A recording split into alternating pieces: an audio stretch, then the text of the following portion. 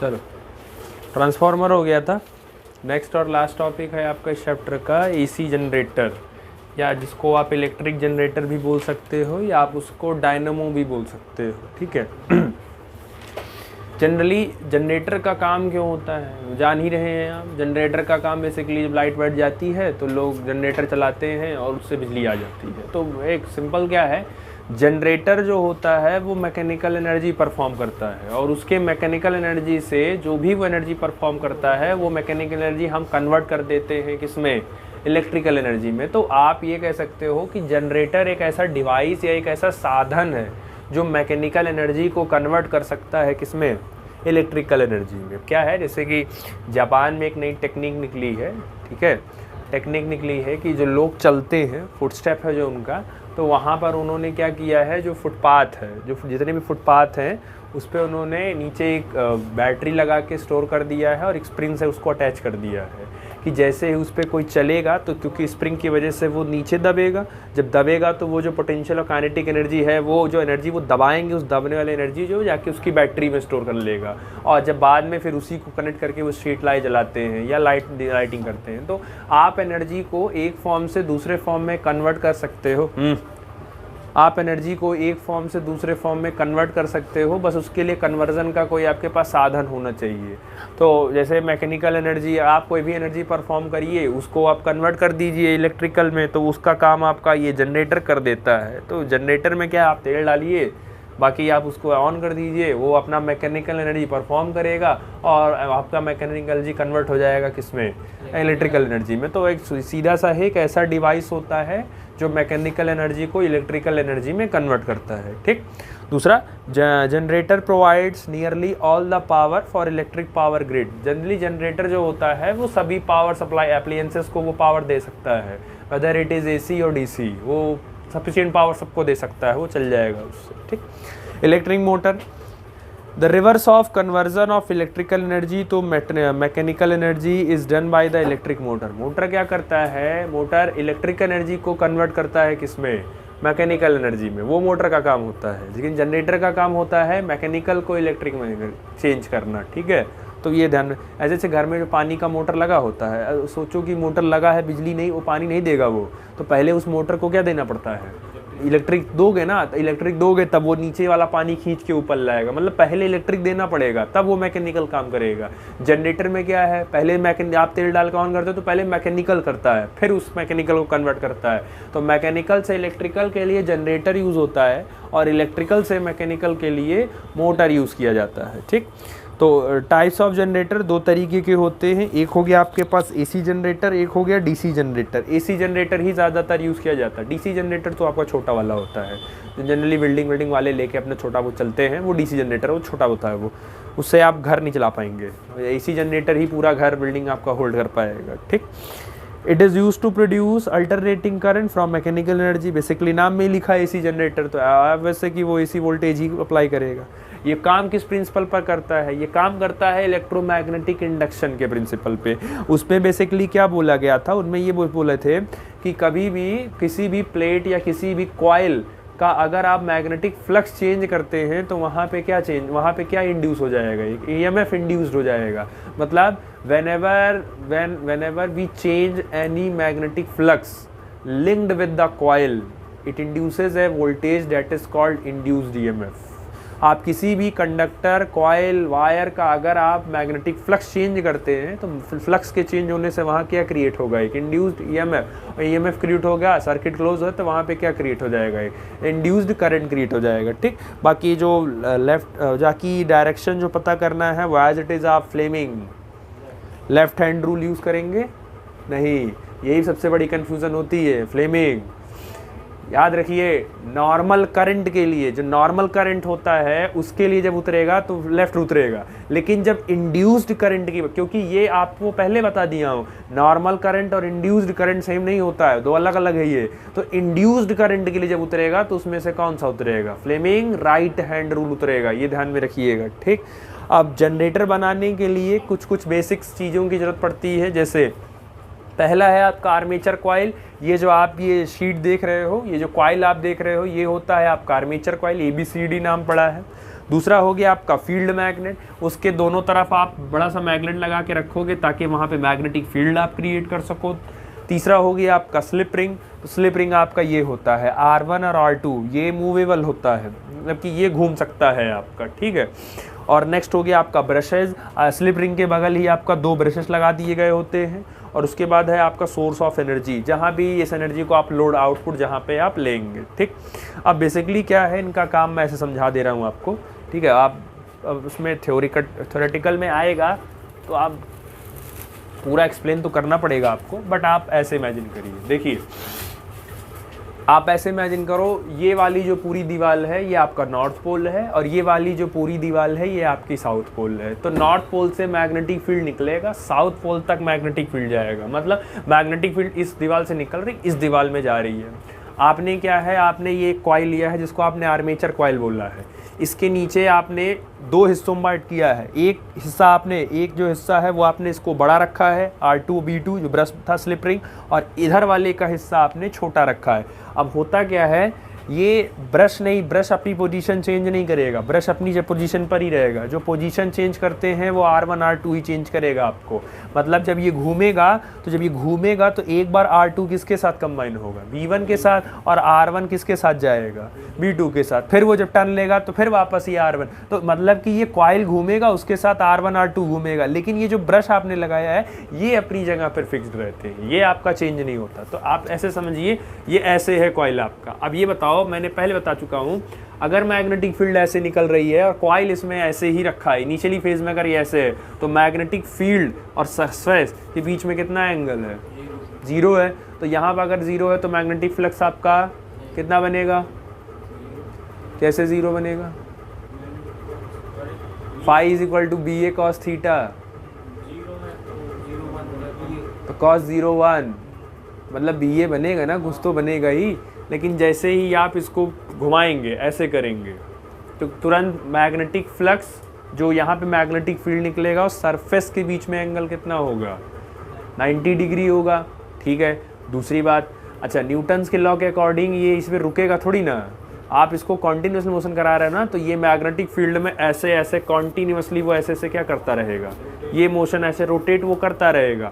और armature coil जिस velocity से घूमता है, that velocity is known as angular velocity, या उसको आप बोलते हो ओमेगा। जब भी कोई चीज़ घूमती है तो वो एंगुलर वेलोसिटी से घूमती है, याद है या भूल गया पिछले साल वाला। और उसका एक्सेलरेशन क्या कहलाता था, एंगुलर एक्सेलरेशन। उसका डिस्प्लेसमेंट क्या कहलाता था, एंगुलर डिस्प्लेसमेंट। तो जब भी कोई चीज़ घूमती है तो आपका आर्मेचर कॉइल क्योंकि मैग्नेटिक फील्ड में ही घूम रहा है ऐसे ऐसे, तो वो आपका हो गया बेसिकली एंगुलर वेलोसिटी से वो घूम रहा होता है। अब होता क्या है, देखो ये ऐसे आपका है, ये हिस्सा R2 यहाँ से अटैच है, ये R1 यहाँ से अटैच है। अभी होगा क्या, अब ये वाला पट्टी देखो ध्यान से, जो सफ़ेद वाला है, ये वाला अभी किसके साथ अटैच है, बिड्डू के साथ। तो यही मूव करने के लिए अला हुआ है R1, ये जो पूरा तार है यही घूमेगा। आप ये सोचो, जब ये घूम के ऐसे आएगा तो अब ये सफ़ेद वाली पट्टी किससे अटैच हो गई, B1 से, और इधर वाला जो पार्ट था वो अब किससे अटैच हो गया, ये B2 से। R1 R2 तो घूमेगा ही, R1 R2 तो घूमेगा, B1 B2 फिक्स है, R1 R2 तो घूमेगा ही। ये वाला हिस्सा मान लो R2 का था, और ये वाला इधर वाला जो इधर खुल रही है वो किधर कौन सा हिस्सा है, R1। तो जब ये घुमाओगे ऐसे इसको तो R1 किससे अटैच हो गया, और R2 या R2 किससे अटैच हो गया, B1 से। तो ये बार बार इसी में ऐसे घूमता रहता है। तो B1 B2 तो फिक्स रहता है, ये उसी में अपना घूमता है। तो जैसे ही एक टर्न मारा वो, तो जैसे ही एक टर्न मारेगा तो एक साइकिल, हाफ साइकिल हुई, फिर जैसे वो दूसरा टर्न मारेगा उसकी दूसरी साइकिल हो जाती है। तो AC, यानी कि जैसे ही आपका ये जैसे ऐसे रखा है, तो अभी इनिशियल की पोजीशन की बात की जाए तो आपका जो B1 के साथ अभी अटैच है वो अटैच है आपका R1, और B2 के साथ जो अटैच है वो आपका है R2। लेकिन जैसे ही आप इसको टर्न मारोगे ऐसे, तो अगले ही टर्न में B1 के साथ अटैच कौन हो जाएगा, R2, और B2 के साथ अटैच कौन हो जाएगा, R1। अब जैसे ही ये ऐसे, पहले ऐसे था और जैसे ही वो एक टर्न मारा तो फर्स्ट हाफ में ये ऐसे बनता है, तो ये फर्स्ट हाफ में, और जैसे ये घूम के सेकंड हाफ किया, वो सेकंड हाफ ये बना लेगा। फिर जब ये ऐसे घूमेगा तो फिर अगला हाफ ये बनाएगा, फिर ये जब ऐसे घूमेगा अगला हाफ ये ऐसे बनाएगा। तो यानी कि आप समझिए कि अगर आपका प्लेट ऐसे है, ये प्लेट है, तो पहला टर्न ये बना, फिर दूसरा टर्न, फिर नीचे वाला बना, फिर एक टर्न, फिर ये बना, फिर एक टर्न, तो ये बना। तो ये एक्चुअल में आपका किसका होता है, किसका वोल्टेज है, ये बेसिकली एसी का है। तो ये प्लेट उसमें प्लेट घूमती रहती है और आपका एसी वोल्टेज उसमें बन जाता है, और आपका एसी वोल्टेज क्योंकि सर्किट आपने क्लोज रखते हो तो वहाँ पे आपका क्या क्रिएट हो जाता है, एक एसी करंट क्रिएट हो जाता है। ठीक है, तो आपसे फिगर पूछेंगे, बस इतना ध्यान रखिएगा इसमें कि ये प्लेट घूमती रहेगी और इस प्लेट का फ्लक्स बार बार चेंज होता रहेगा।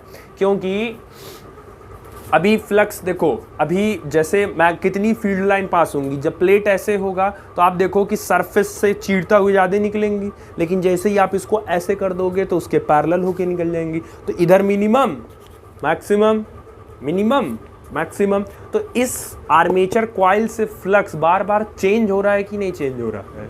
और रूल के अकॉर्डिंग किसी भी कॉइल, कंडक्टर, वायर से अगर आप फ्लक्स बार बार चेंज करते हैं तो वहाँ पर क्या इंड्यूस हो जाता है, ईएमएफ इंड्यूस हो जाएगा। और अगर सर्किट क्लोज है तो वहाँ पे क्या बन जाएगा, एक इंड्यूस्ड करंट। तो अब सवाल ये था कि ये जो एसी जनरेटर है, एसी जनरेटर जो आपका ईएमएफ वो बना रहा है, तो ईएमएफ बना रहा है तो ईएमएफ की वैल्यू कितनी है, ईएमएफ कितना बना रहा होता है। तो आपका जो एसी सर्किट होता है वो अपने अंदर ईएमएफ इंड्यूस करता है, E is equal to E naught sine omega T.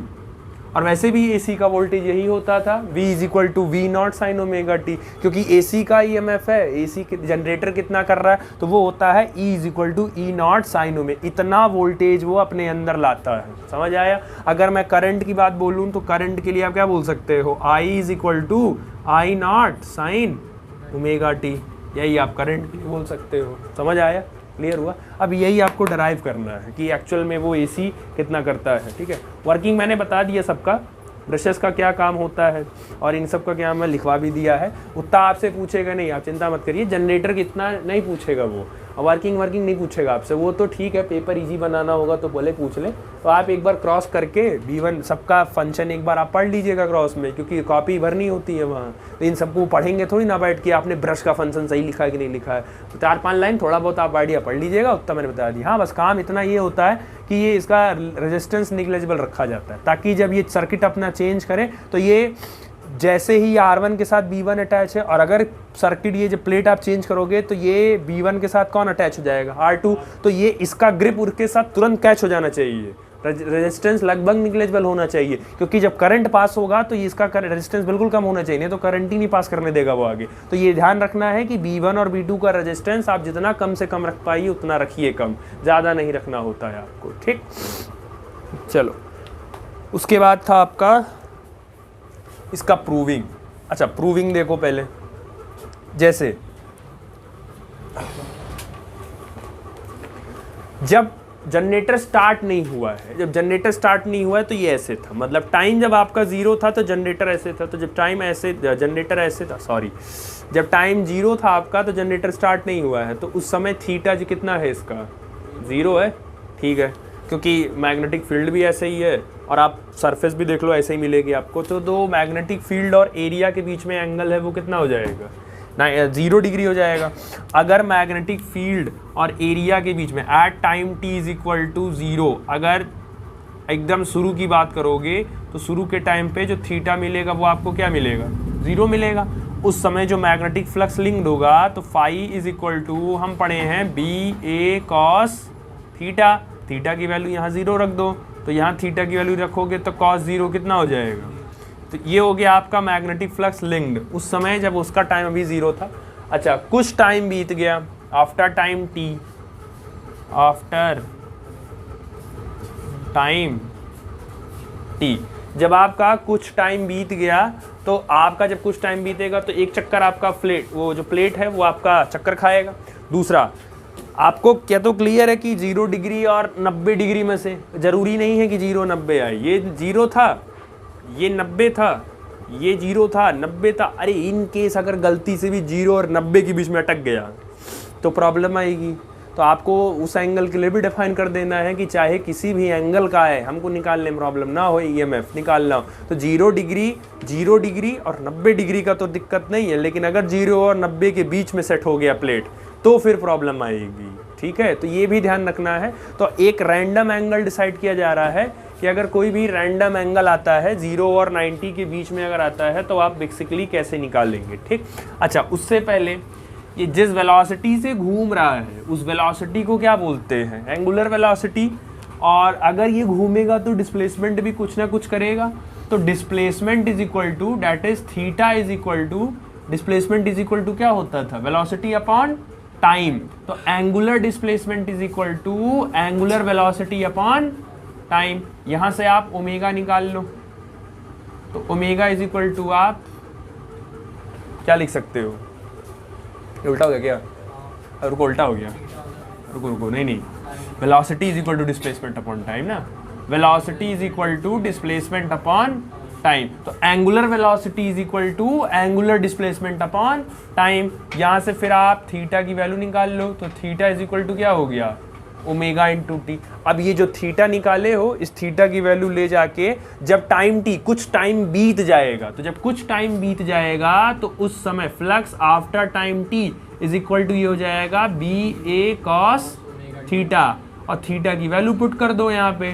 तो ये हो जाएगा B A cos omega t. अब समझो ये तब का है, ये बी ए फ्लक्स तब का है जब टाइम 0 था, अभी जनरेटर स्टार्ट नहीं हुआ है, ये तब का मैग्नेटिक फ्लक्स है। और ये जब कुछ टाइम बीत गया तब, अब आप खुद देखो कुछ टाइम बीतने के बाद flux B A cos omega T है, और जब शुरू हुआ था तो मैग्नेटिक फ्लक्स बी ए था। तो इसका मतलब है कि 0 या मैक्सिमम 0 में बार बार यही दोनों तो फ्लक्चुएट करते रहेंगे, और मैग्नेटिक फ्लक्स पहले कुछ और था अभी कुछ और हो गया। इसका मतलब है मैग्नेटिक फील्ड बार बार चेंज हो रहा है, फ्लक्स चेंज हो रहा है, और फ्लक्स बार बार चेंज होगा तो फ्लक्स के चेंज होने से ही वहाँ क्या बनता है, इंड्यूस्ड ईएमएफ। जैसे इंड्यूस्ड ईएमएफ आपका बन जाएगा वो आपका वहाँ पे करंट बन जाएगा। दूसरा, आपने ये जो कॉइल लिया है, ये तो यहाँ दिखाया भले एक ही गया है, बट ये कॉइल सिंगल वायर का नहीं बनाते, कॉइल मोटा रहता है तो वो नंबर ऑफ टर्न्स, उसमें टर्न्स बढ़ा देते हैं। अब आप 1 टन का बना रहे हो कि 2 टन का बना रहे हो, 3 टन का, देखो एक छोटा जनरेटर भी आता है, एक बड़ा वाला जनरेटर भी आता है। एक छोटा जनरेटर होता है, आप देखा होगा आपने, वो इतना बड़ा ही रहता है वो, ठीक है, वो ज़्यादातर घरों में थोड़ा बहुत के लिए यूज़ होता है, तो वो छोटा वाला हैंडल मारने वाला होता है, वो छोटा होता है जनरेटर। एक तो जो स्कूलों में लगता है भाई, वो बड़ा जनरेटर होता है, पूरा बिल्डिंग स्कूल संभालना होता है उसको। तो जिसमें जनरेटर अगर बड़ा हो गए तो नंबर ऑफ टर्न्स भी इसके वो ज़्यादा होते हैं, और अगर छोटा वाला होता है जनरेटर तो उसमें नंबर ऑफ टर्न्स भी, तो ये हमें क्लियर नहीं होता नंबर ऑफ टर्न्स। तो मान लिया कि अगर n टर्न्स है उस जनरेटर में, तो अगर n टर्न्स हैं तो उसका मैग्नेटिक फ्लक्स हो जाएगा n टर्न्स है, बाकी B A cos omega t, ये हो गया। अब आपको टोटल फ्लक्स निकालना है उस आर्मेचर या उस कॉइल से, टोटल फ्लक्स कितना हो रहा है। तो टोटल फ्लक्स आप बेसिकली आप क्या करते हो, ईएमएफ इंड्यूस्ड ही तो हो रहा है। जब भी किसी भी कंडक्टर से आप मैग्नेटिक फ्लक्स चेंज करोगे तो वहाँ इंड्यूस्ड ईएमएफ आएगा। तो ये किसने बोला था, ये फराडे ही बोल के गए थे सेकेंड लॉ के अकॉर्डिंग, कि जब आप फ्लक्स चेंज करोगे तो उनके हिसाब से कि ईएमएफ इंड्यूस्ड होगा जब भी आप फ्लक्स चेंज करोगे, जो भी नेट फ्लक्स है उसका। तो E is equal to minus d by d t, और इसकी वैल्यू पुट कर दो अंदर, N B A cos omega t. अब क्योंकि ये आप बहुत बार कर चुके हैं, इन सबको आप इंटीग्रेट डिफरेंशिएट बहुत बार कर चुके हैं। कहाँ गया वो, कहाँ गया मिटाने वाला,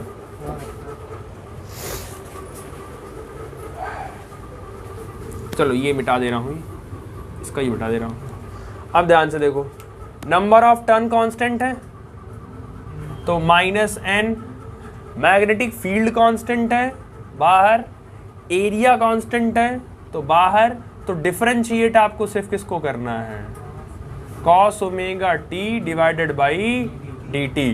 तो E is equal to minus N B A, और cos ओमेगा टी का डिफरेंशिएशन होता है माइनस साइन ओमेगा टी, और फिर ओमेगा टी का करोगे तो क्या होगा, ओमेगा। अब याद हो अगर तो डिफरेंशिएशन जब करते थे तो मल्टीप्लाई होता था, लेकिन अगर इसी का इंटीग्रेशन किए होते तो वही ओमेगा किस में चला गया होता, डिवाइड में गया होता। एवरेज पावर पे जो ड्राइव करा रहे थे वहां बताए थे, ठीक। अब ये माइनस मिलके क्या हो जाएगा, प्लस हो जाएगा।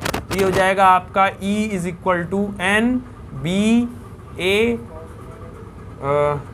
साइन ओमेगा ए ओमेगा और फिर इसको रहने दो साइन ओमेगा टी। समझ आया, क्लियर हुआ। और ये जो इतना पूरा टर्म आगे वाला है इसी को आप बोल दो क्या, ई नॉट। बाकी आपका पीछे एज इट इज ये हो गया आपका साइन ओमेगा टी। ये प्रूफ हो गया, जनरेटर इतना वोल्टेज देता है। अब आपको अगर करंट निकालना होगा तो करंट कैसे निकलता है, करंट कैसे निकलेगा, वोल्टेज अगर पता है और करंट निकालना है तो कैसे निकलेगा, ओम्स लॉ लगा लो ना। ओम्स लॉ क्या होता था, V is equal to I R, तो I इज इक्वल टू क्या हो जाएगा, V बाई आर। तो V की जिम्मेदारी यहाँ कौन लिया है, तो E बाई आर। तो I is equal to E की वैल्यू रख दो पूरी, E naught sine omega t और डिवाइडेड बाई, तो E नॉट बाई आर क्या बन गया, I नॉट बन गया ये। तो I is equal to I naught और ये बन गया साइन ओमेगा टी। ये जनरेटर में फ्लो होने वाला करंट है जो आपको मिलेगा, और ये उस जनरेटर का इंड्यूस्ड ईएमएफ है जो आपको चलने के बाद मिलता है। तो जब भी कोई जनरेटर चलाया जाता है तो उसमें इतना ही ईएमएफ इंड्यूस्ड होता है, और इसके इंड्यूस्ड होने से फिर उस जनरेटर में इतना करंट आ जाता है। यही एसी करंट आता है। इसीलिए जनरेटर, इसीलिए लोग जनरेटर ही तो लगवाते हैं कि जनरेटर लगवाओगे तो वो कोई भी जो डिवाइस, आप एक बार लिटरली सोचो कि जो बड़ी बड़ी फैक्ट्री मशीन्स हैं, फैक्ट्रीज में वो लाइट से जलती है, बिजली आपकी आई तो वो तो, लेकिन जब वो बिजली चली गई तो लोग क्या चलाते तुरंत, सोचिए वही सेम काम जनरेटर भी आपको दे रहा होता है जो बिजली चल रहा था। वो इसलिए क्योंकि जनरेटर भी आपको सेम एसी करंट ही, एसी वोल्टेज ही वो देता है। तो उस मशीन को कोई फर्क, मशीन को थोड़ी ना फर्क पड़ता चलता है कि हमको जनरेटर से करंट मिल रहा है, वोल्टेज मिल रहा है या बिजली डायरेक्ट आ रही है, क्योंकि जनरेटर भी वही सेम वोल्टेज अप्लाई करता है जो बिजली नॉर्मल वाली करती है। तो ये डेरिवेशन है, इसका नाम मतलब इसका याद रखिएगा, पूछना होगा तो यही पूछेंगे आपसे, ठीक। चलो ये चैप्टर हो गया आपका। अब पूरा चैप्टर में जितने पढ़े हो, क्योंकि इससे फॉर्मूला ही ज़्यादातर आएगा आपका, इसके फॉर्मूले ही आपको ज़्यादातर क्लियर करने हैं, ठीक है। चलो बताना तुम ही लोग को है। जब सबसे पहले स्टार्ट हुआ तो आप एसी आपने पढ़ा, एसी पढ़ने के बाद आपने क्या क्या, सबसे पहला फॉर्मूला देखो एसी में आपने क्या पढ़ा था। एसी में खोलो, देखो चैप्टर खोलो, स्टार्ट करो। अब खत्म हो गया चैप्टर, अब खाली न्यूमेरिकल ही कराना है इसका, क्योंकि समरी के बाद न्यूमेरिकल ही हमको कराना है। तो एसी जब चैप्टर शुरू किए थे तो देखो सबसे पहले फॉर्मूला क्या मिला था,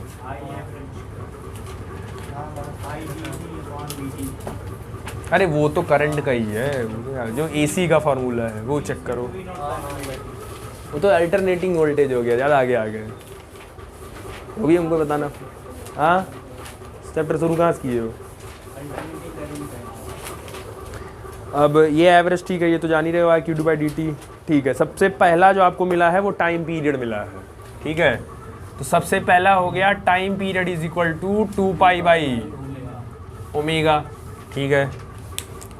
उसके बाद आपको मिला फ्रीक्वेंसी, तो फ्रीक्वेंसी आपको मिला, फ्रीक्वेंसी इज इक्वल टू होता है 1/टाइम पीरियड। तो टाइम पीरियड की जब वैल्यू रखोगे तो टाइम पीरियड रखोगे तो यहाँ आ जाएगा 2π, और ओमेगा तो ओमेगा कहाँ चला जाएगा, ओमेगा। एक फार्मूला ये मिल गया। उसके बाद फिर आपने एसी का वोल्टेज अब आप पता कर लो नॉर्मली। तो एसी का जो वोल्टेज होता है वो होता है V is equal to V0 sine omega t. दूसरा, अगर आपको करंट पता करना हो एसी का, तो एसी का जो करंट होता है वो I is equal to I0 sine omega t, जब तक कि कोई अलग से रजिस्टर, कैपेसिटर, इंडक्टर उसके अंदर कंबाइन ना किया गया हो, ठीक। उसके बाद आपने पढ़ा I एवरेज, आपने पढ़ा एवरेज वैल्यू, हाँ। उसके बाद आपने पढ़ा I average for a complete cycle, I average complete cycle, complete cycle, complete cycle. तो I average for complete cycle आपको कितना मिला? 0। ये डराइव किया आपने। उसके बाद फिर आपने सेम काम किया था किसके लिए? आई एवरेज किसके लिए निकाले थे? हाफ साइकिल के लिए। तो आई एवरेज फिर आपने निकाला इसको हाफ साइकिल के लिए, ये निकाले हाफ साइकिल। हाफ साइकिल की वैल्यू कितनी आई थी? तो 2I0/। अगर पोटेंशियल के लिए निकालना होता तो V एवरेज हाफ साइकिल के लिए I0 ही कन्वर्ट हो जाता किसमें? V0। और यहाँ अगर V एवरेज पूछा होता कंप्लीट साइकिल के लिए तो उसकी वैल्यू भी 0 ही होती, वो चेंज नहीं होती। ठीक, तो ये V एवरेज हो गया हाफ साइकिल, 7वां। चलो उसके बाद देखो, उसके बाद IRMS निकाले होगे, उसके बाद ये डराइव किए होगे। हाँ, तो उसके बाद 8वां आपने डराइव किया, उसके बाद फिर 9वां कर लो यहीं पे। तो 8वां आपने डराइव किया IRMS। तो IRMS आया आपका I0/√2 और फिर आपने डिवाइड किया, मतलब VRMS निकाला तो ये आया V0/√2। ठीक है, चलो और आगे बढ़ो। 10वां फार्मूला देखो, क्योंकि देखते चलो साथ साथ में, आपको क्लियर रहेगा। उसके बाद आपने फिर AC सर्किट्स आपने देखे, प्योर रेजिस्टिव सर्किट आपने देखा, फिर प्योर इंडक्टिव देखा और प्योर कैपेसिटिव देखा। तो अच्छा, इनके लिए अब यहाँ, अच्छा इतनी बार तो रट ली होगा, याद हो ही गया होगा। अगर आपके पास प्योर रेजिस्टिव है तो प्योर रेजिस्टिव का जो फाई फेज डिफरेंस है वो कितना आता है? 0 आता है। और इसमें जो वोल्टेज होता है वो होता है V = V0 sin ωt, और इसमें जो करंट होता है वो होता है I0 sin ωt। दोनों के दोनों सेम फेज में होते हैं। उसके बाद आता है आपका प्योर इंडक्टिव। तो इंडक्टिव के फेज डिफरेंस कितना आता है? 90 डिग्री। इंडक्टिव में करंट तो पोटेंशियल, तो अगर पोटेंशियल 90 डिग्री आगे है तो दो चीज़ लिख सकते हो, या तो आप इसको ऐसे लिखिए V = V0 sin ωt, तो उस केस में करंट आपका 90 डिग्री पीछे होगा, तो I0 sin ωt -π/2। एक तो कंडीशन ये है, एक आप ये लिखिए। दूसरा, अगर आप वोल्टेज के रिस्पेक्ट में लिखते हैं तो अगर करंट 90 डिग्री पीछे, इसका मतलब वोल्टेज 90 डिग्री आगे है, तो इसको लिख सकते हो V0 sin ωt +π/2, और current as it is I = I0 sin ωt। Clear था?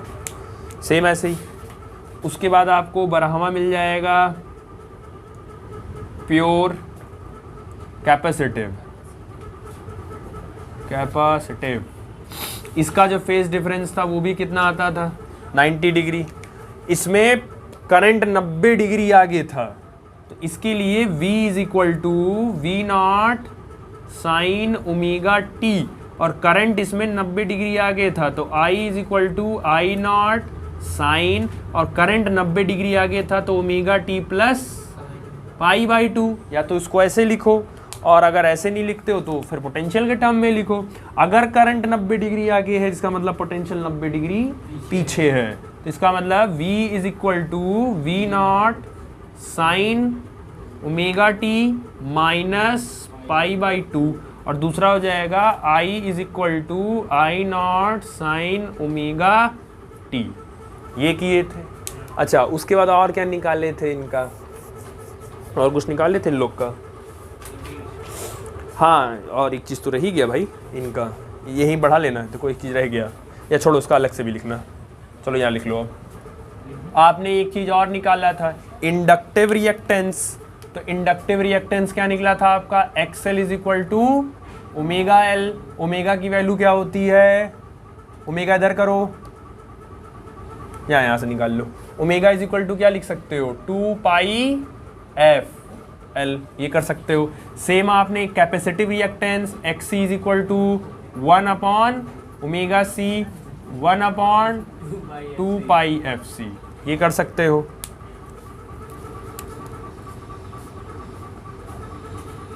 ठीक, चलो और बढ़ो आगे। उसके बाद फाइनाइट इनफाइनाइट करा दिया था,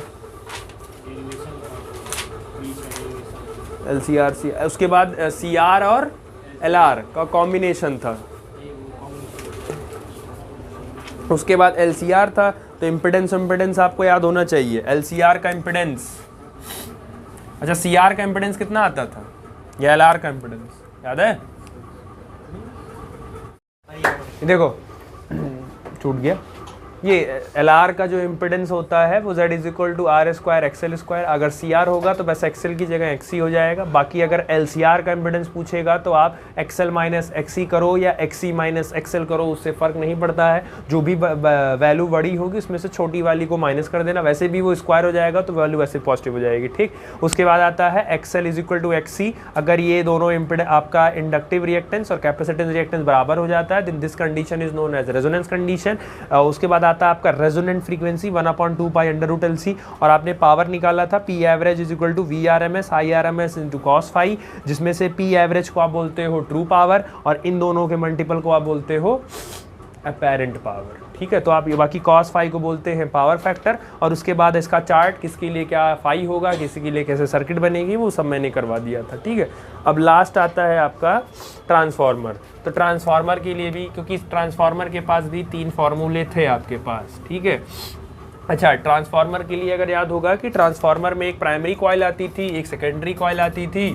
तो प्राइमरी कॉइल, जितने ज़्यादा कॉइल होंगे उतना ज़्यादा EMF होगा। इसका मतलब आप ये बोल सकते हो कि number of turns of primary coil divided by number of turns in secondary coil is equal to EP।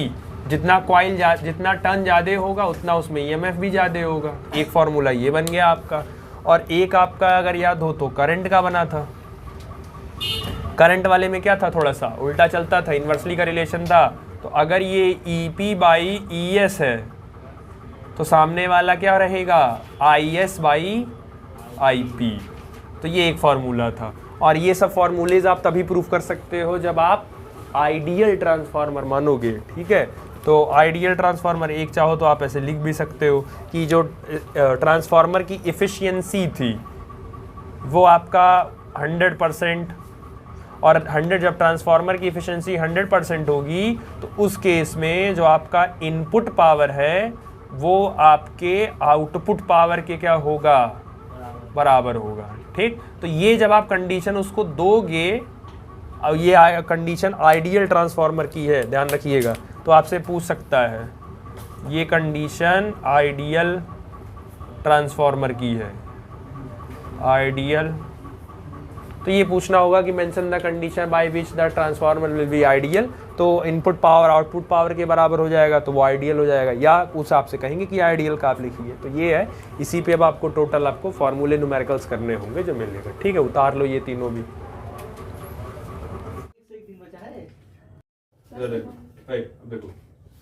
देखो कल वाले में इंडक्टर था, बेसिकली अब तुम्हारा रजिस्टर लगा है जिसका वैल्यू आपका 3 ओम है, आपका कैपेसिटर लगा है 25 माइक्रो फराडे। सबसे पहला काम माइक्रो कन्वर्ट होगा किसमें, फराडे में कन्वर्ट होगा। ठीक है, उसके बाद आपको पोटेंशियल गिवन है 10 sin 10 to the power 4t plus 30। तो पहला काम आप क्या करिए, पहले इसमें कंपेयर कर लो। तो ये बेसिकली जो आपका 10 लिखा है ये किसकी वैल्यू हो गई, ये हो गई आपकी V0 की वैल्यू 10। उसके बाद ये 10 टू द पावर 4t में जो लिखा है तो ये हो गई ओमेगा की वैल्यू 10 टू द पावर 4। अब पहला निकालो, तो पहला आपका निकलेगा XC। तो XC होता है 1/ओमेगा C। आराम से करो, हो जाएगा, जल्दबाजी करना करो, फॉर्मूले पे ही है। ओमेगा की वैल्यू हो गई 10 टू दी पावर 4 और ये सी कैपेसिटेंस आपको दिया है माइक्रो में, तो इसको पहले प्यार से कन्वर्ट कर लो किसमें, 10 टू द पावर -6 से मल्टीप्लाई करके फराडे में, 10 to the power -6 10 to the power +4, ये क्या हो गया 10 टू द पावर 2 -2, और वो -2 ऊपर जाएगा तो ये हो जाएगा 10 टू द पावर +2, तो +2 को लिख सकते हो 100, नीचे हो गया 25, ये कट गया आपका, तो ये आ गया आपके पास 4 ओम, तो XC आपका निकल गया 4 ओम। चलो पहला निकल गया। उसके बाद आता है आपका Z, तो सेकेंड पार्ट आपका निकालना है Z। अब ये Z निकालने के लिए, इसका इंपेडेंस निकालने के लिए √R² प्लस XC², ठीक है। √R² का मतलब हो गया आपका 3 का स्क्वायर, और XC आप निकाल के लाए हो 4, तो ये हो गया आपका 4 का स्क्वायर, तो 4 का स्क्वायर 16, 3 का स्क्वायर 9, 16 9 25, अंडर आएगा आपका 25, बाहर निकालोगे तो ये आ जाएगा 5 ओम, तो आपका Z निकल गया 5 ओम। तीसरा आता है आपका I0, तो I0 निकलता है आपका I0 is equal to V0 by Z, तो V0 आपको क्वेश्चन में गिवन है 10, Z आप निकाल के ले आए हैं 5, तो ये कट गया, तो करंट आपको, मैक्सिमम करंट आपको मिल गया 2 एम्पियर। उसके बाद आता है IT निकालना, टाइम। अब देखो ऊपर का तो निकल ही जाता है, प्रॉब्लम यहीं से फंसती है, ये कैसे निकलेगा।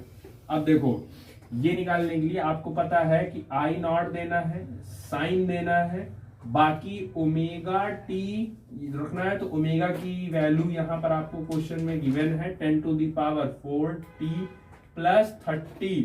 अब उसके बाद आप इसमें देखोगे कि कितने का, वैसे भी कैपेसिटर है तो कैपेसिटर में करंट आगे चलता है, तो अब कितना डिग्री आगे चल रहा है वो आपको निकालना पड़ेगा, तो उसके लिए आपको पहले निकालना पड़ेगा tan phi, पहले phi निकालो, तो phi यहाँ पे हो गया XC/R, तो XC की वैल्यू कितनी गिवन है, क्या कितना निकाले हो 4, और R की वैल्यू कितनी हो गई 3, तो 4/3 किस पर होता है, इसका ट्रायंगल करा चुका हूं, तो 53 डिग्री पे होगा ये, ठीक है। तो इसकी जगह लिख सकते हो tan 53, कंपेयर करके फाई की वैल्यू हो गई आपकी 53, मतलब यहां आप लिख सकते हो 53, और अगले में जब आपको फ्रेम करना होगा इक्वेशन तो आप यहाँ पे ऐड कर दो, तो ये बन जाएगा I ऑफ t, तो ये बन जाएगा आपके पास I0 आप निकाल के बैठे हो 2, ये हो जाएगा 2 sign 10 to the power 4t 30 और प्लस 53 हो जाएगा आपका 83, ये करंट निकल गया। अब आपको निकालना है पोटेंशियल, फिफ्थ आपको निकालना है पोटेंशियल और इन रजिस्टर, रजिस्टर में निकालना है। पहली बात, रजिस्टर के अंदर करंट और पोटेंशियल दोनों के दोनों क्या होते हैं, सेम फेज में होते हैं, तो एज इट इज जो फेज इसका है वही फेज इस पे चिपका दो, बस पोटेंशियल यहाँ V0 रखना है, तो R का रखना है। पहली बात R का V0 रखना है, तो आपको R का अगर V0 निकालना है तो V0 ऑफ R, तो इसके लिए क्या लिख सकते हो I0 ऑफ R, तो I0 आप निकाल के बैठे हो 2, और इसका R आपको पता है 3, तो यह आ गया 6, तो यहां आप रखोगे 6 साइन, और एज इट इज जो ये पूरा कॉपी है ये पूरा कॉपी कर दो, क्योंकि रजिस्टर में फेज सेम होता है, तो 10 टू द पावर t और 83, ये निकल गया। 6 आपको निकालना था कैपेसिटर का, तो ये हो जाएगा VC इंटू टी। अब इसका चाहिए तो इसके लिए आप V0 ऑफ आपको निकालना है C, तो इसके लिए लिख सकते हो I0 ऑफ XC, तो I0 आपको पता है कितना 2 एम्पियर मल्टीप्लाई XC आप निकाल के बैठे हो 4, तो ये हो जाएगा आपका 8 वोल्ट, ये पता चल गया। अब यहां सीधे सीधे रखो 8, उसके बाद ये हो जाएगा साइन, ये हो जाएगा 10 to the power 4t plus 83, ये तो रहेगा ही रहेगा, सॉरी ये करंट वो तो उसका हो गया, ये कहा गया ये, हाँ ये 83 तो आपका रहेगा ही रहेगा। अब क्योंकि कैपेसिटर में करंट 90 डिग्री, कैपेसिटर में करंट 90 डिग्री आगे चलता है, तो इसका पोटेंशियल 90 डिग्री पीछे चलेगा, तो 90 डिग्री पीछे है तो -90 कर दो यहाँ, बस कितना बचेगा ये हो जाएगा 8 sign 10 to the power 4t, और ये माइनस करोगे तो कितना आ जाएगा 7 डिग्री, ये हो गया इसका, बस हो गया, सिंपल यही हो गया, यही बार बार निकलवाया जाएगा तुमसे। अब ये जितनी बार करोगे उतनी बार हाथ सेट होता जाएगा, ठीक। चलो उतारो। अब ध्यान से देखो, अभी एक क्वेश्चन और कराएंगे इस पे, ऐसे ही सेम टू सेम देंगे, वहां आपको फिर से एक बार फिर से करना रहेगा, इसलिए एक ध्यान से देख लो। सबसे पहले आपको निकालना है एक्सएल, तो एक्सएल निकालते हो आप, एक्सएल इज इक्वल टू होता है ओमेगा एल। तो ओमेगा आपको यहाँ क्वेश्चन में ओमेगा गिवन है, ये देखो ये रहा आई नॉट साइन ओमेगा टी, तो ये गिवन है आपको 100 और एल आपको क्वेश्चन में दिया है 0.6। अच्छा 0.16 को क्या तुम 16/100 लिख सकते हो? तो हो गया ना, सीधे 100 से 100 काट दो, काम खत्म, शॉर्ट हो गया। तो एक्सएल इज इक्वल टू आपका सीधे सीधे आ गया 16 ओम। ठीक, अब निकालो एक्सी। देखो फॉर्मूला याद है अगर एसी में तो आपको करने प्रॉब्लम नहीं आएगी। फिर ओमेगा सी तो 1 अपॉन ओमेगा आपको पता है 100 और सी आपको दिया है कितना 500 माइक्रो दिया है, तो पहले उसको चेंज करो, तो 500 माइक्रो को चेंज करो तो 10⁻⁻6 ये हो गया। अब सुनो यहीं पे इसको पहले छोटा करो, 1 अपॉन ये बताओ 500 को क्या लिख सकते हो? 500 को लिख सकते हो 10⁻2 और यहां भी 100 है तो इसको भी लिख सकते हो 10⁻2 और मल्टीप्लाई बाई 10⁻⁻6। 10⁻2 10⁻2 कितना हुआ? 10⁻+4 और -6 -2 ऊपर चला जाएगा तो हो जाएगा +2, मतलब कि वो 100/5 तो ये हो जाएगा आपका 20। तो एक्सी जो आपका निकला वो निकला आपका 20 ओम। अब पहले यहीं रुक के पहले चेक कर लो, क्योंकि आपका एलसीआर सर्किट है तो आप आप क्वेश्चन में ध्यान से कर लो कि यहां पर आपका एक्सी बड़ा पड़ रहा है एक्सएल से, इसका मतलब है पूरा का पूरा सर्किट अब किसके अंडर में चला गया? कैपेसिटिव के अंडर में चला गया, क्योंकि भाई एक्सी बड़ा पड़ गया। तो अब उसके हिसाब से सब कुछ आपको करना है क्योंकि वो बड़ा है वो। ठीक है, चलो ये हो गया। अब आप जेड निकालो इनका, तो 2 3 अब z निकालो तो एलसीआर का z निकलता था √r² प्लस ब्रैकेट में कहे थे जिसकी वैल्यू बड़ी हो, तो xc बड़ा है तो आप यहां लिख दो xc माइनस एक्सएल का होल स्क्वायर। अच्छा r आपको गिवन है क्वेश्चन में, हाँ 3, तो ये हो जाएगा 3 का स्क्वायर प्लस xc आपको गिवन है 20, तो 20 और -16, तो 20 - 16 कितना हो गया? 4 का स्क्वायर, तो ये ऑब्वियस इसका तो याद ही रहेगा कितना आएगा अभी 5 ओम, 3 का हो गया 9, 4 का हो गया 16, 16 9 25 बाहर निकला तो आपको z मिल गया 5 ओम। चलो ये हो गया। अब निकालो फाई। अब वो क्या है, इस क्वेश्चन में आपसे सब निकलवा रहे हैं वो, तो फाई निकालने के लिए आप निकालो tan फाई। तो tan फाई अब जो बड़ा है उसी में से छोटे वाले को माइनस कर दो, तो xc माइनस एक्सएल अपॉन क्या लिखोगे यहाँ z, इंपेडेंस लिखा जाता है नीचे। तो xc की वैल्यू कितनी है 20 और एक्सएल की वैल्यू 16, 20 - 16 कितना हुआ 4 और z की वैल्यू कितनी है 5, तो tan phi is equal to कितना आया 4/5 और 4/5 किसका होता है, कौन सी डिग्री का होता है एंगल? tan 53, तो 53 हो गया। कंपेयर कर लो तो फाई इज इक्वल टू आ गया 53 डिग्री। चलो फाई निकल गया।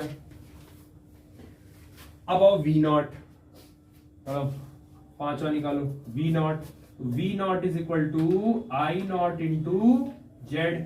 तो आई नॉट तो क्वेश्चन में ही गिवन है, I is equal to I naught sine omega T, तो आई नॉट यहां पता चल गया 10 और जेड निकाल के बैठे हो यहाँ 5, तो 5 तो 10 5 50, तो सर्किट में मैक्सिमम फ्लो होने वाला करंट भी पता चल गया वी नॉट।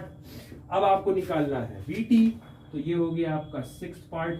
तो वीटी निकालने के लिए आप यहां लिखोगे वी नॉट साइन ओमेगा की जगह आपका 100t।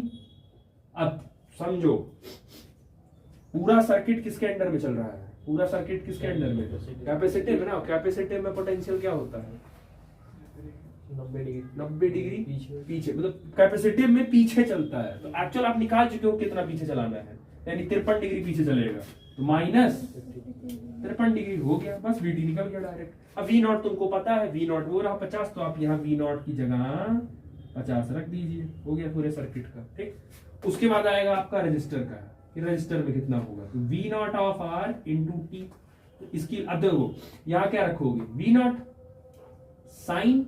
ये बताओ रजिस्टर में करंट और पोटेंशियल दोनों क्या होते हैं? सेम फेज में होते हैं। तो करंट का फेज क्या है 100t ना, करंट का फेज है साइन ओमेगा टी, वही सेम फेज इनका भी रहेगा साइन 100। टी सेम रहेगा। अच्छा वी नॉट कैसे, वी नॉट यहाँ वी नॉट किसका रखना है, वी नॉट किसका रखना है, आर का, तो वी नॉट इस आर का रखोगे तो यहाँ क्या लिख सकते हो, I naught into R sine 100t। I naught निकाले भाई, आई नॉट निकाले, अच्छा आई नॉट दिया ये 10 और आर दिया है यहाँ 3, तो 10 इंटू 3 तो ये हो गया 30 साइन 100t।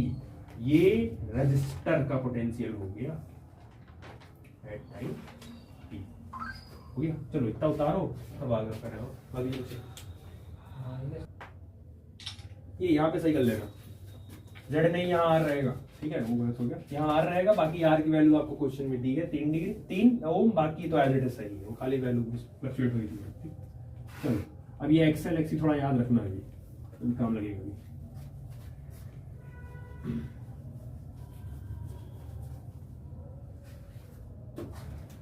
चलो अब 7th निकालो, नहीं 7th निकल गया, 8 निकालो, इंडक्टर का निकालो, इंडक्टर का पोटेंशियल एट टाइम t। अच्छा इंडक्टर का पोटेंशियल हो जाएगा आपका V naught of L sine 100t। अब क्योंकि इंडक्टर में पोटेंशियल 90 डिग्री आगे कि 90 डिग्री पीछे,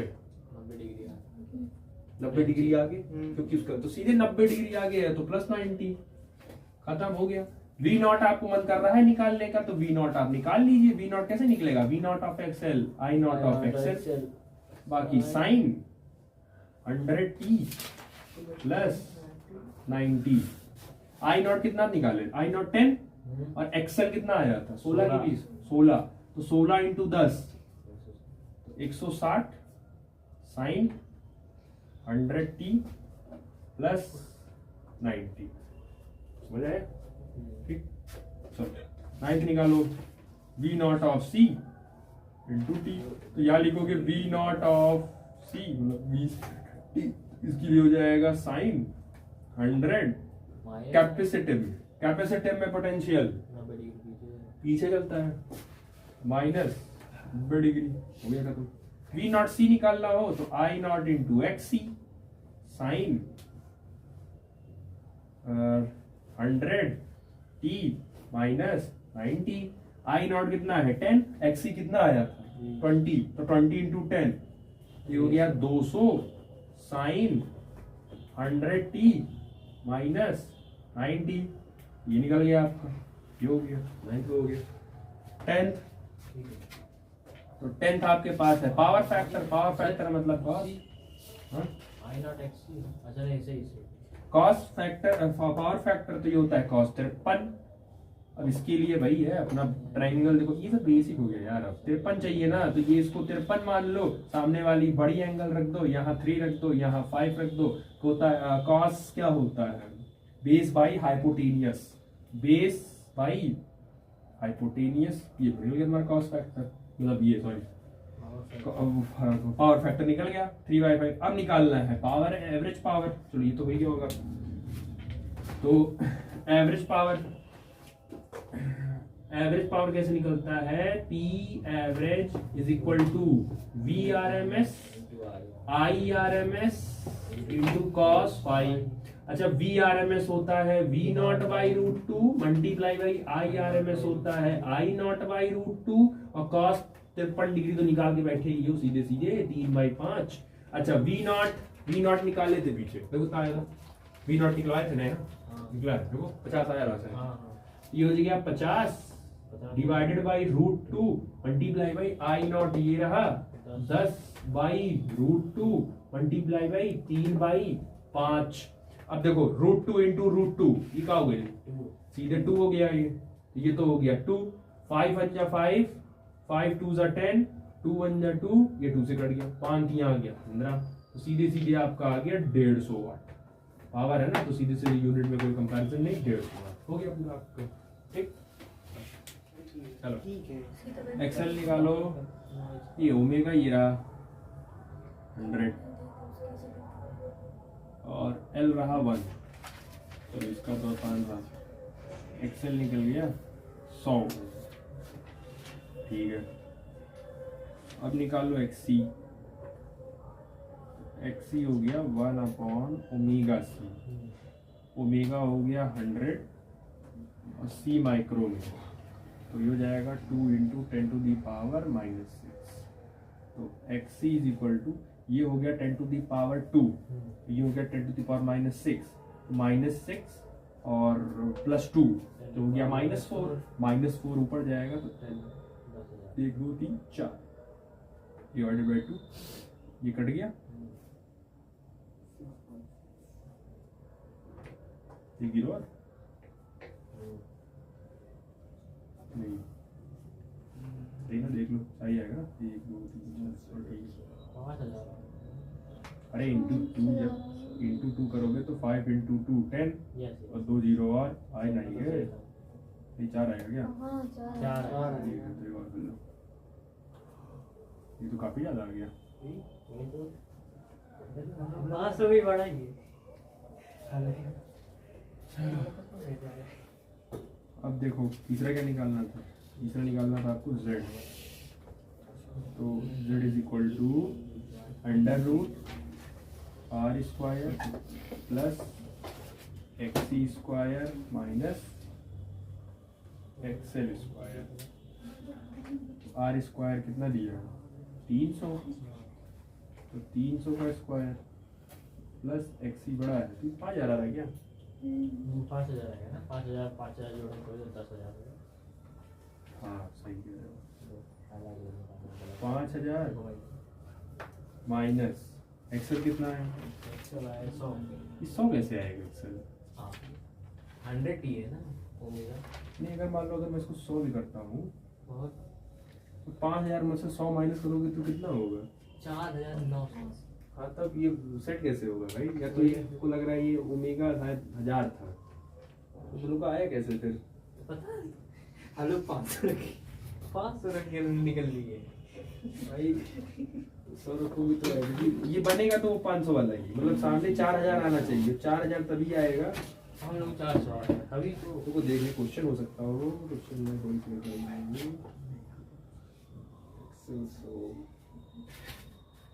एक्सेल तो सॉल्व नहीं है।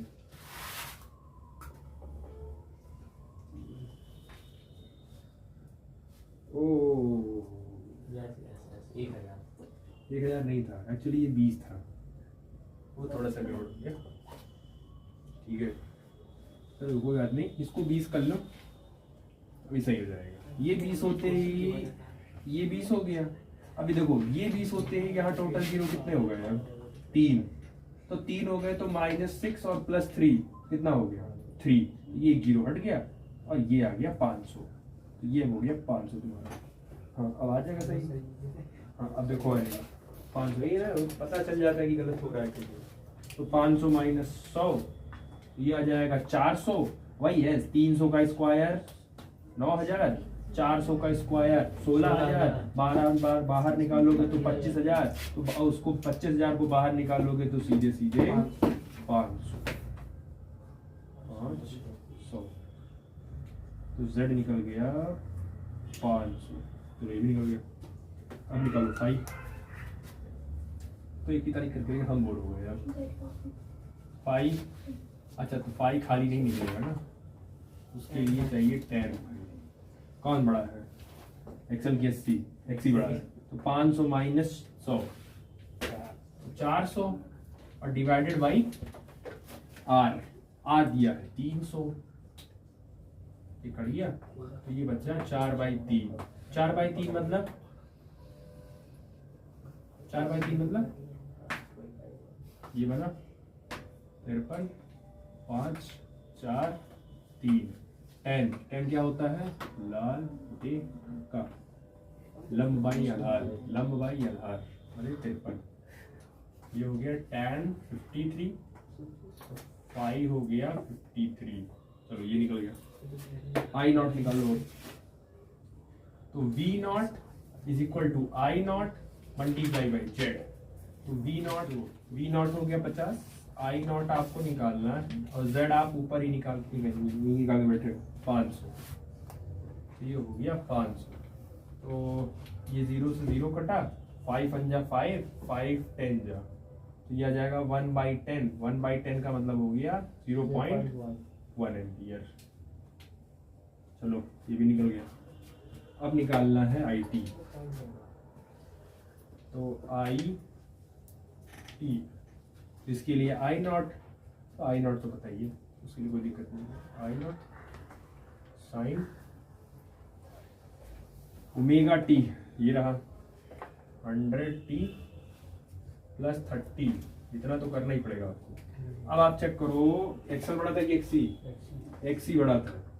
तो एक्सी बड़ा था तो पूरा सर्किट कैपेसिटिव के अंदर जाएगा, और कैपेसिटर में करंट आगे होता है। तो कितना आगे होगा? 53 डिग्री आगे होगा, तो प्लस 53 डिग्री वो आगे होगा। 30 और 53 I0 निकाल ही लियो, मन कहे रखो मन कहे मत रखो, कोई उस आपके ऊपर है। ये हो जाएगा 100t और 30 53 हो जाएगा 83। ये हो गया IT, ठीक है। अब ये तो निकल ही गया होगा, इसको मिटा दे रहा हूँ मैं, क्योंकि अब काम लगेगा भी नहीं। हो गया, इतना प्रैक्टिस कर लोगे तो हो जाएगा। उसके बाद IT के बाद बचा VR 7th। तो 7th निकालना है आपको VR। ये हो जाएगा V0 sine 100t current. Resistor में करंट और पोटेंशियल का सेम फेज होता है, तो करंट वो निकला है 100t प्लस हो गया इसका 8000 इंडक्टर में। तो इंडक्टर में हो जाएगा ये V0 ऑफ R था, ये V0 of L sine 100t plus 83, यहाँ तक तो लिखना ही पड़ेगा आपको। अब उसके बाद इंडक्टर में पोटेंशियल 90 डिग्री आगे चलता है क्योंकि करंट पीछे होता है, तो प्लस 90। अब इसको जोड़ लो आराम से, ठीक है। तो ये हो जाएगा V0 of L sign 100 plus 3 9 8 17, ये हो गया इसका। उसके बाद 9th निकालो VC ऑफ T, तो V0 of C sine 100t plus 83। Capacitor में करंट आगे होता है तो पोटेंशियल पीछे चलेगा 90 डिग्री, 90 पीछे कर दिया, तो V0 ऑफ C। अब V0 ऑफ C चाहो तो निकाल सकते हो, I0 भी पता है, I0 भी निकाल चुके हो और XC भी निकाल चुके हो, तो इतना कर लेना, कर दिया 100t माइनस 7 डिग्री। 10th आपका था कॉस फैक्टर, पावर फैक्टर, तो कॉस हो गया आपका 53। कॉस 53 कितना आया था? हुए तो आधार बाई कर्ण 3/5, आधार बाई कर्ण, आधार बाई कर्ण, हाँ 3/5। 11 आया था आपका पी एवरेज। तो देखो पी एवरेज होता है VRMS IRMS, तो VRMS को लिख सकते हो V0/√2 और IRMS को लिख सकते हो I0/√2, और इसको वैल्यू निकाल ही लियो 3/5। V0 क्वेश्चन में गिवन है 50 मल्टीप्लाई बाई I0 0.1, तो 0.1, तो ये हो गया 0.1 मल्टीप्लाई बाई 3/5 और √2 इंटू √2। 50 का 10 इंटू 5 है ना, वो 10 इसको दे दो, इसका पॉइंट हटा देगा तो पॉइंट हट जाएगा, तो ये हट जाए, और यहाँ से ये क्या हो गया सीधे सीधे 5, ये 5 से 5 कट गया सीधे सीधे, और ये 3/2, 3/2 का मतलब 1.5।